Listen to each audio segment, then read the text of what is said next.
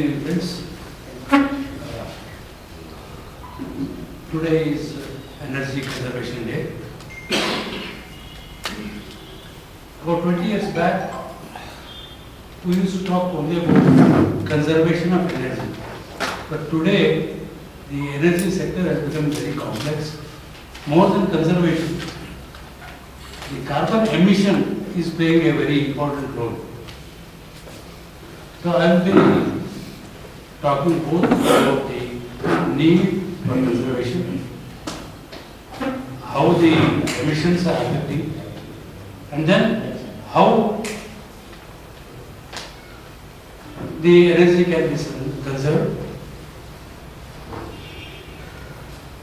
I will not be talking about industrial and commercial sectors because for them the tariff itself will drive them to go for conservation, but the residential as well as agricultural sector and distribution sector, they are the very important sectors which need conservation of energy. So, first few slides they are only introductory. Last few slides I will be elaborating more, and I will be giving you a case study of how as a consultant, we tried to improve the distribution sector, but where we failed because the distribution company did not allow us to do it. In this slide, this is only listed the sources of energy. As we know, thermal is still a mainstay to meet our energy needs. Basically, this is about electrical energy. It meets nearly 70% of our energy needs, but it is a polluting industry which will not have a future after about 20 years.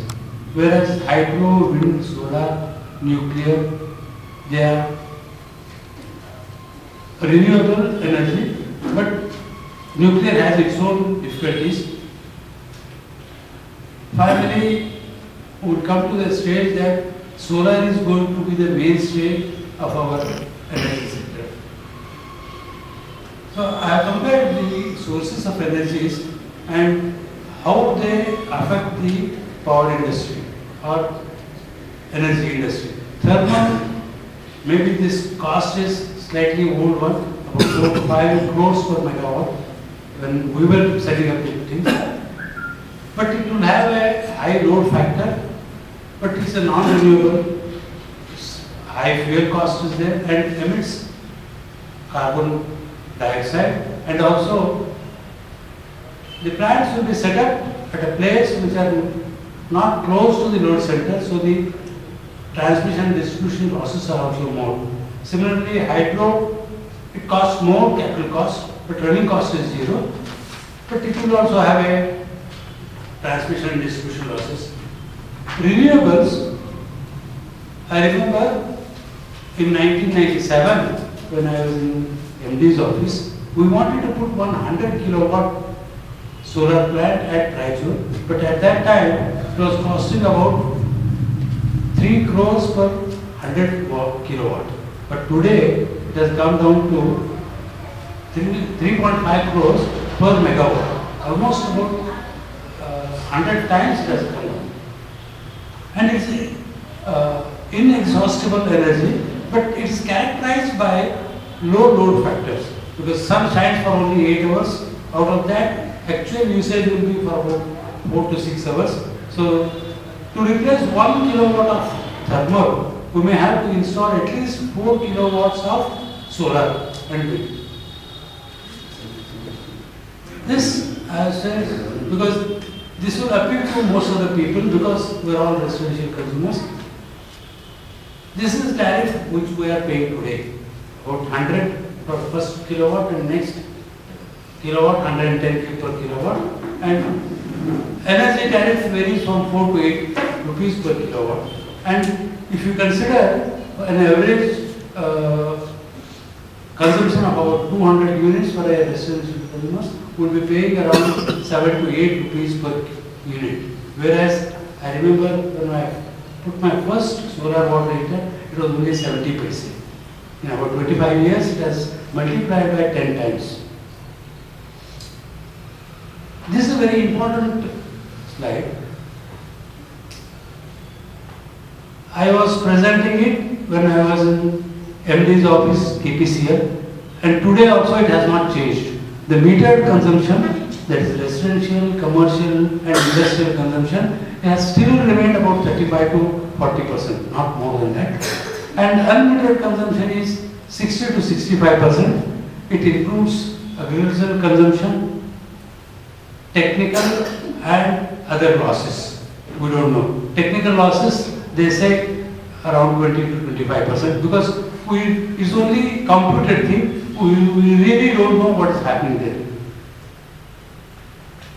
And here I will show you how the generating capacity is increasing in India.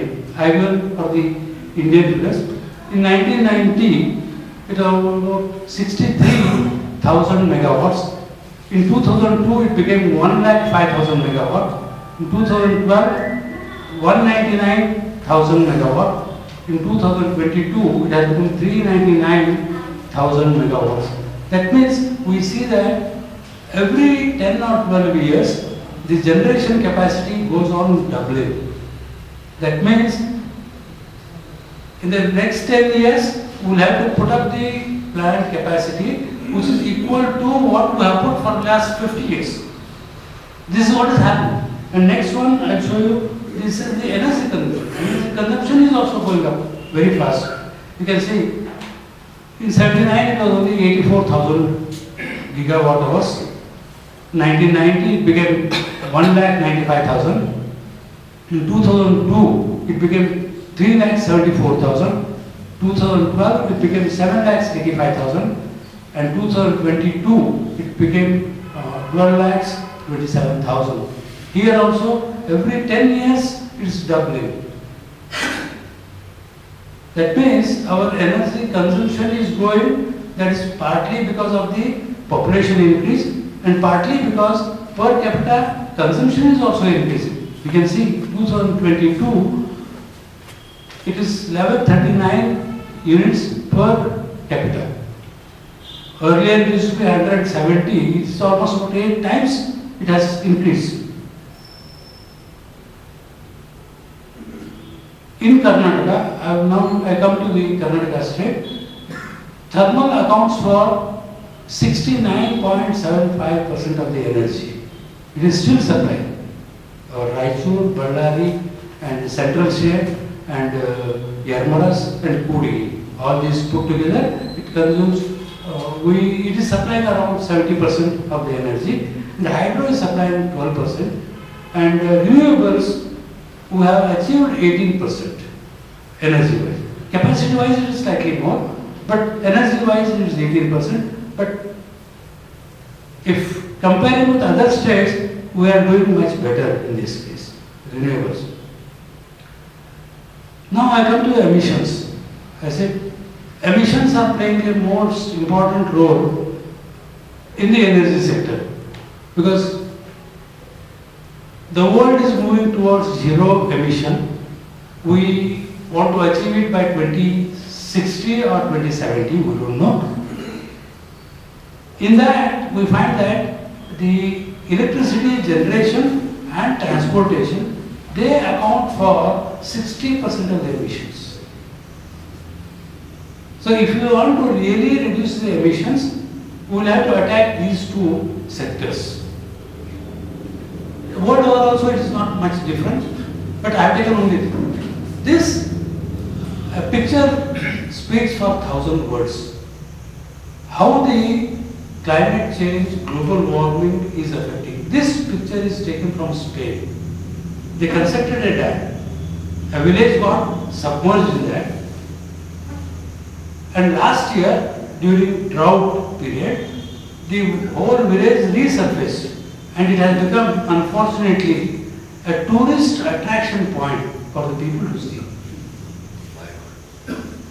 And This is not the only one. Other one I did not put it.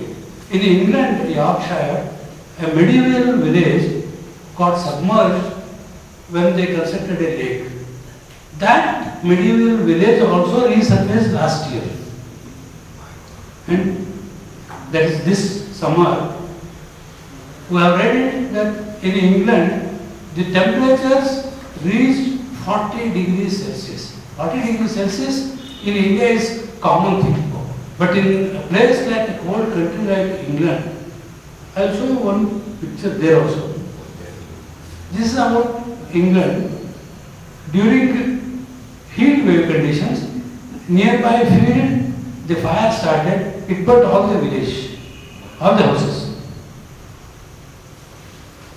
So the climate change and the global warming, I am not talking about the melting of the glaciers and other things. Of course, next slide I will show you something about that. But these are the things that are likely to happen, and experts say that these conditions are going to get worsen. We will have either a very severe hot season or continuous cold season or continuous rains. This one, this is my family. We are going to Alaska. Alaska is famous for the glaciers, because glaciers you can see at 10,000 feet, but there you can see at the ground level. They advertise very well. This place was advertised saying that the guide will take you to the edge of the glacier. So we were all very thrilled. We went there. We were standing there. That is the last point where you can go. And it said 10 years back the glacier was up to that point. Today it has gone about 200 meters back. And in a century it has retraced about 2.5 kilometers. Mind you. So this is the effect of emissions. So I just wanted to put these 3 slides that will explain more than what 1,000 words can say. So impact of global warming, extreme summers, rise in temperature. I gave you the example of England. But just few days back I read somewhere, India is going to face unbearable heat conditions. Somewhere I don't remember where I read it. Severe winters, severe cold conditions will be there. Melting of Arctic ice, rise in the sea level, unseasonal and heavy rains, wildfires, and it will all lead to uncomfortable living conditions. Last year in California, at some parts, Auroville Dam, they had to stop generation of hydroelectric because there was no water. But at the same time, some other place in California, there were wildfires, and in Santa Cruz area, in 3 hours, there was 10 inches of rain. So these are the things that are likely to happen because of this global warming and climate change. So world is moving towards zero emission. Everybody has pledged. Somebody has pledged for target at 2050. Some people have target for 2060. Some people say 2070. This global warming, the cause is on industrialized nations, but they are not coming forward to pay for it. They want the developing countries also pay the same amount. So that is creating some dispute. That we shall leave it. India aims to achieve this by 2070. And this is a mind-boggling investment. $10.1 trillion investment is required to achieve that.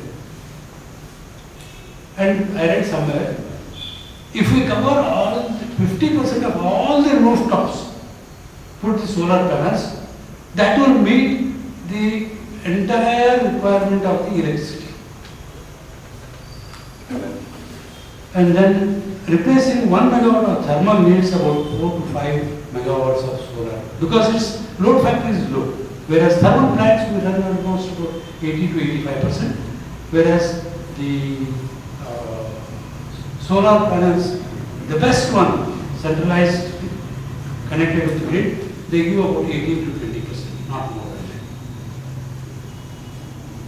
that. And solar or any renewable, it will be available whenever it pleases or whenever it is available. So some sort of storage is required. So lot of research is going on in battery, and also pumped storage we can have, or they say we can store the energy in sand or potential lifting the heavy concrete beams and all that. Some things are going on. Then how to meet this increasing energy demand? We said every 10 years our energy demand is getting doubled. So what are the ways? One is simple. We can increase the generating capacity. And especially now that if we are not going for thermal, going for all renewables, the amount of megawatt capacity which we have to add, it gets not just double, but another 4 times. So but 7 to 8 times the capacity we will have to add. Or improve the efficiency of equipments, adopt conservation methods, or adopt all the combination of all these things. Because any one of them cannot meet all the requirement, so we will have to adopt all these things. Increasing the generating capacity, I have listed again, I have already said. Thermal, it increases the CO2 emission. Once I stopped over in England, we were going from Doncaster to York. At Leeds, we saw a power station, but no fumes were coming either from the chimney or the cooling tower. So I asked my friend, what is happening? Why this power plant is not working? Oh, he said, no, because of the environmental norms, this power station has been stopped. So gradually, we are not going to add any more thermal power stations, but also we are going to decommission the existing thermal stations also. That's going to be the norm, to reduce the carbon emission. So hydro, it will have environmental impact because submergence is there, some forests will have to be cut and all that. But pumped storage will come definitely. Pumped storage units will come, that is only to take care of off-load, off-peak load conditions. Nuclear, just I think yesterday we read that fusion reactors, there is a breakthrough. That will be a great thing, but it has to still prove itself, and also it will be set up at a place which is far away from the load center, and our transmission and distribution losses are very high. So if we generate 100 units in the power stations, we can use only about 80 units at home. So that is also there. Renewables, they will be the mainstay, but they will have a low load factor, but it may not be available at all times. Storage is required. What type of storage we are going to move at the time will tell. Efficiency improvement. When India got independence, we saw all cities, they had their own small thermal generating sets. They were all small capacity, so their efficiency used to be around 15 to 20%. We have all traveled by steam locomotive. Its efficiency was only 7 to 8%. But today, with supercritical boilers and higher pressure and temperature of the steam, we have achieved an efficiency in the thermal stations up to 48%, and a combined cycle, the gas and thermal together, it is going up to 57%. Solar, as I told you, efficiency used to be very low. My father in 1970s, he got one small solar panel. He put a voltmeter, he said, voltage is coming, but when I connect it to a lamp, the voltage dies. How it happens? Then it took me a lot of time to explain him. It is not just the voltage multiplied by current, because his MA English person, to convince him that it's not voltage, the current is also important. It took me some time, but he understood. But finally, funny thing is, he got interested in science. He started conducting the science experiments and started explaining the principles to the students all over the North Karnataka. So, heating efficiency. This I put it here because this will directly concern us.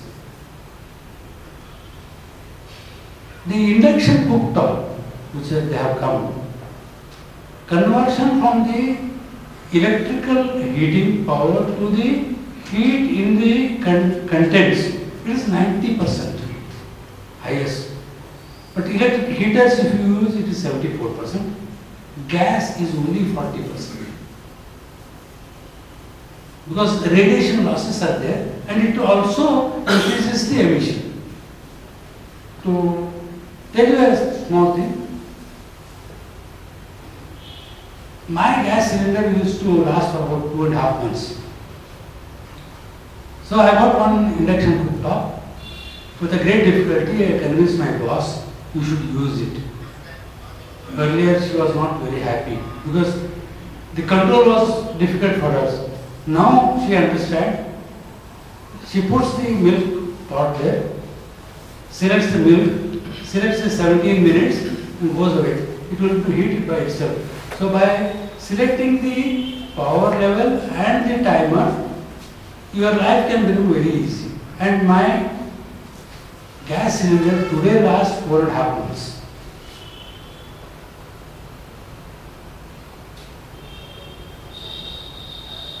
Now I come to how the efficiency improvement can help us to conserve the energy or reduce the consumption. Air conditioners could be replaced by heat pumps. Maybe in India or tropical country, this may not mean much. But in a colder country, they use something like heat pumps. So during summer, it works as an air conditioner. During winter, it aids the to heat the houses. Instead of gas, people are going for that. My both daughters have gone for that. Heat pump. For both water heating as well as air conditioning and house heating, they have gone for that. They have a much better efficiency than normal air conditioning systems. And also, I saw some of my friends in US. They dug a hole of about 400 feet, series of holes depending upon their requirement. It is said about 30 feet below ground and further below, the temperature is constant between 15 to 20 degrees centigrade. So in summer, you are dissipating the heat to the ambient, which is at almost 36 degrees, 40 degrees. Whereas, if you use that one, geothermal, you will be dissipating the heat at 15 to 20 degrees centigrade. That's much efficient. And also you will be pumping the fluid. So that pumping power is also much less. And in winter, they get heat pickup up to 20 degrees centigrade in the ground itself. So the further heating is only about 5 degrees. 25 degrees. That they do it. And the improvement in mileage.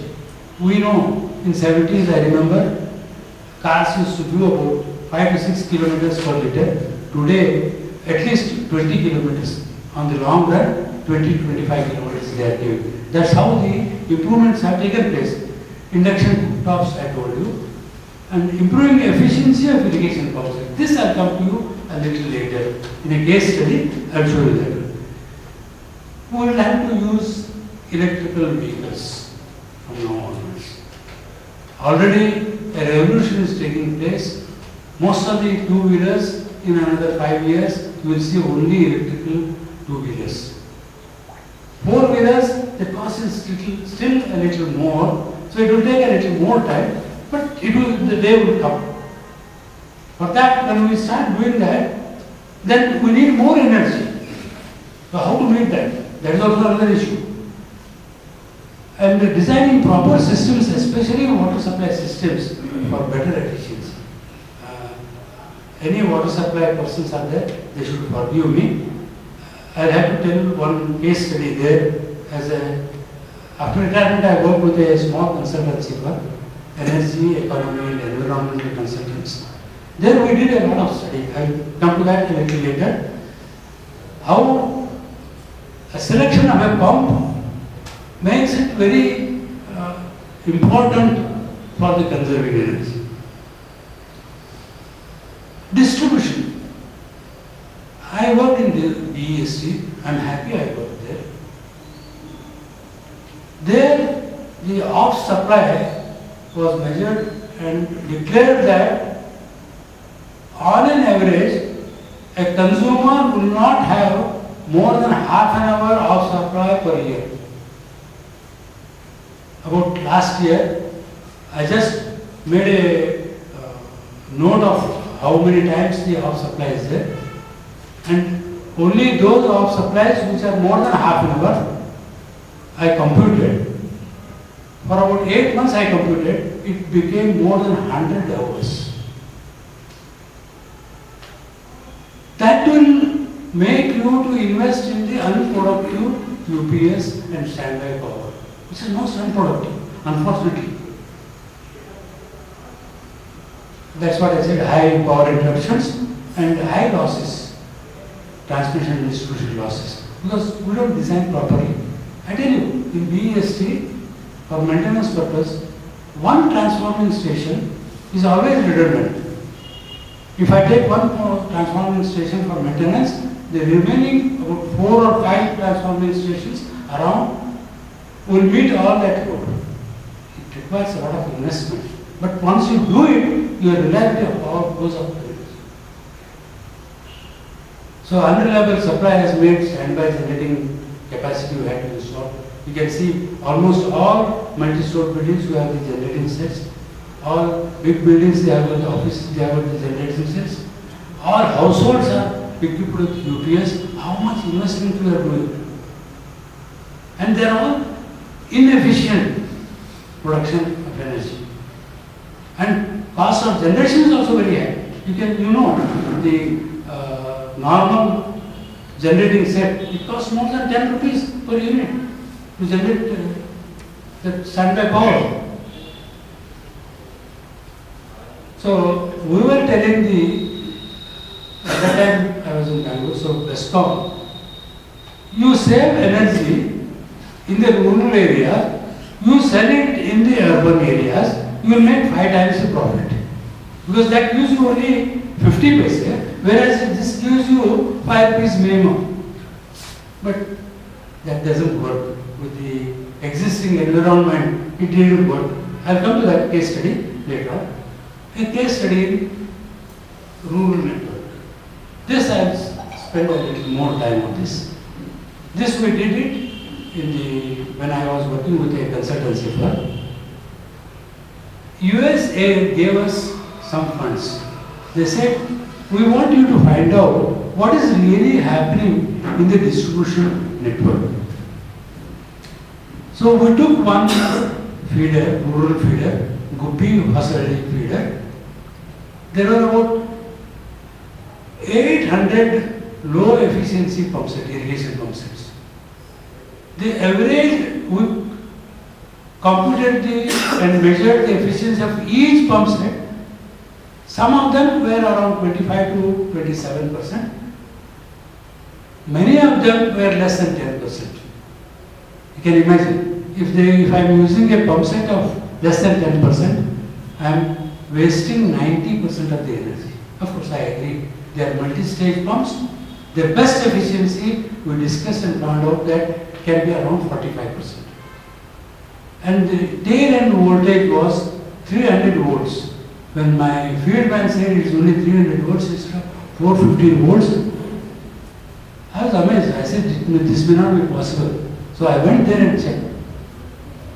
It was only 300 volts and 11 kV voltage. We can't measure it, but on computation we found that it was less than 9 kV. So we said, we took all the risk. Definitely I tell you. It was a very risky proposal for us to do. We said, we'll replace all these inefficient pump sets by efficient pump sets which will give you an efficiency of about 35 to 40% minimum. But the farmer will not allow us to touch his pump. So we told him, I will give you 10% more water than what you are getting today.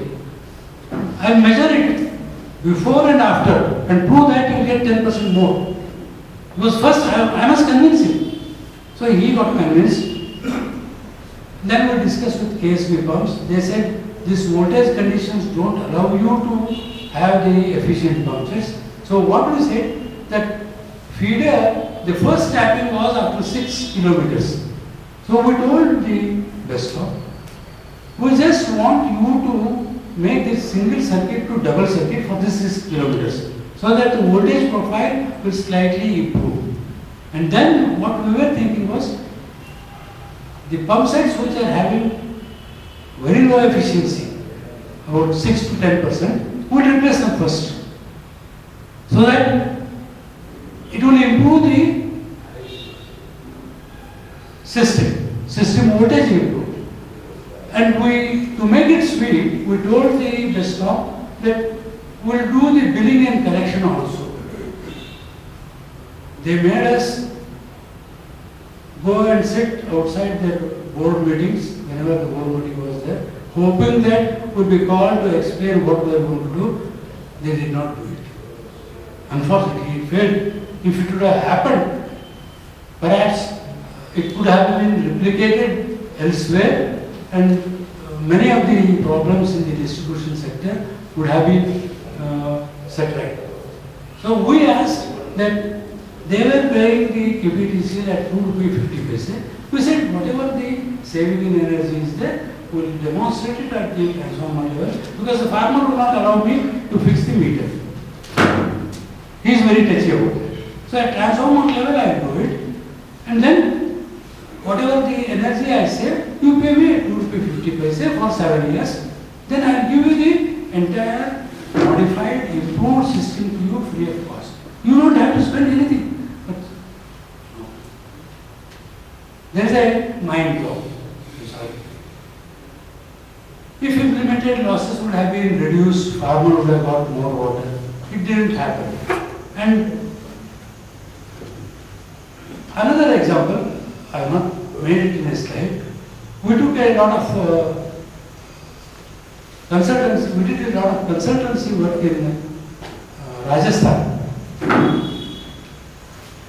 See, there, similar problem was similar, but they decided that on the low tension, no pump set will be at more than 250 meters away from the transformer system. So we took the GPS, clicked all the poles, drew the existing network. So it gave the distances also, everything. And feeding the conductor size and all that, resistance, everything, the computer computes everything. Then we redesigned the whole thing, gave it to them. I don't know how much they have implemented, but at least couple of places we went and checked also, they were implementing. Hopefully, if they have done it, they might have done good work. One more thing, sorry. I was talking about pump sets, water supply pump sets. We all know for Darwar, we pump to a height of more than 600 feet from southern. And in Bangalore, they pump for 1500 feet. Perhaps if we only consider energy,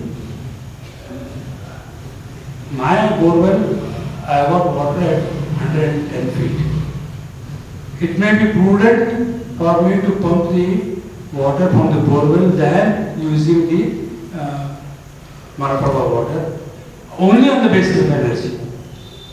But because it will have, if we start doing that, it will have another problems because the water table board starts receding and then most of the borewells will become dry. So it is the case, and we did one more energy audit for Tumkur water supply scheme. They have not designed that raw water pump properly. We checked the difference in the levels, then added the losses, frictional losses, and losses due to bends, everything. The actual head that was required was 7.5 meters. They had used 12-meter design head pump. You know, if you have seen that graph of head versus discharge, as the head decreases, the discharge increases enormously, then you have to throttle it because you are getting more water. Then there will be throttling losses and that wall also getting eroded very fast.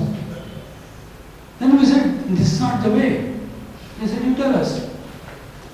So we designed a proper pump for that requirement and considered about 25% more water for the future requirement. Believe me, in 5 months, they recovered the cost of the new pump set in the difference of the cost of energy they were paying. Just 5 months. This is what is happening. Most of the water supply, I'm sorry, they should not take it in upfront. Similarly, from Malaprabha, we found out that the discharge pipe from the Jackman, it was going up the hill to Saudati, Ramagutta, then flowing through gravity. So they were pumping almost 150 feet more than what was required. We requested them, why are you taking it to the top of the hill? You measure the RL of the receiving end, you keep about 20 or 30 feet more, it will flow. So they rerouted the pipe, they saved a lot of energy there. So these are the things that are happening for supply. So basically I am trying to tell you is, we need to conserve energy in the pump sets and the distribution. And one more thing, if we put the rooftop solar panels, the transmission losses can be made simply zero. I would like to see a day when the feeder is getting no load from the substation.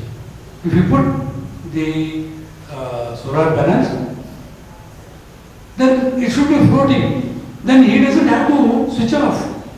Today he is under stress.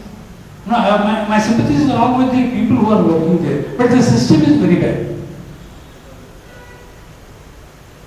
Because it's getting overloaded, he will disconnect. And especially with the time of the day tariff, especially during peak hour, if they draw more, they will have to pay more to the central generating stations. So he will switch off the feeders. So that's creating a lot of problem. So how we can go forward? We should use energy efficient appliances. You have seen earlier the refrigerators, fridge which we were using, they were consuming at least about 2 units of energy per day. But today, about 6 years back when I purchased, it said 300 units per year. But lately I saw 5-star one, for the same one or slightly bigger one, he had put 209 units per year. So we should, though it's a bit expensive, that's a better one, used to use it. And use energy efficient lighting. Of course, everybody is now doing it. What 100 watt tungsten filament lamp used to give light, Today 8 watt LED gives. If we would have done it, our requirement of energy would have been much, much more than what we are there. And we must use electric vehicles for transport. We will be forced if we don't start using it now. Install rooftop solar PV panels. This is the only place each and everybody can contribute for both generation, reduction of the emissions, and also reduction of the losses, and conserve the energy by putting the solar panels. By the way, all 3 houses and my friends of my daughters, they are all zero emission houses. I have got solar panels, my both daughters have got solar panels, and a dozen of their friends, they have got solar panels. And when the responsibility of chairmanship was given to me in A board, for 4 schools I put the solar panels. Govind Reddy is here. One of his students donated that. So today their energy bill has come down drastically.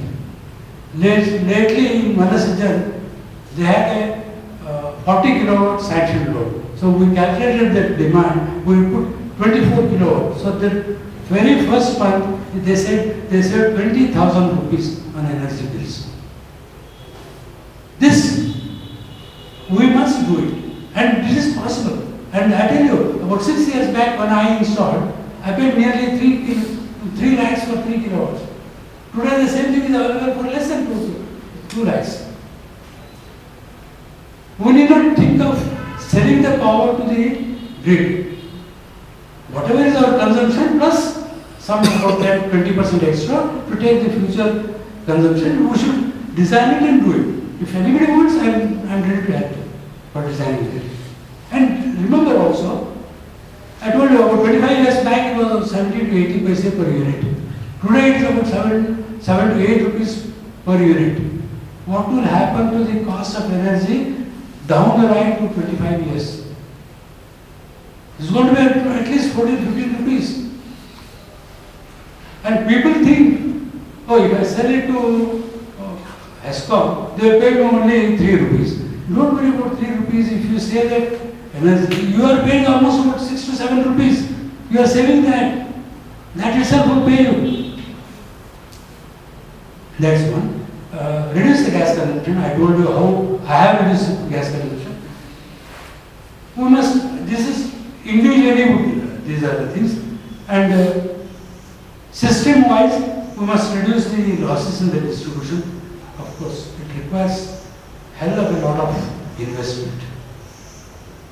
How the investment will come, how it will be done, I don't know.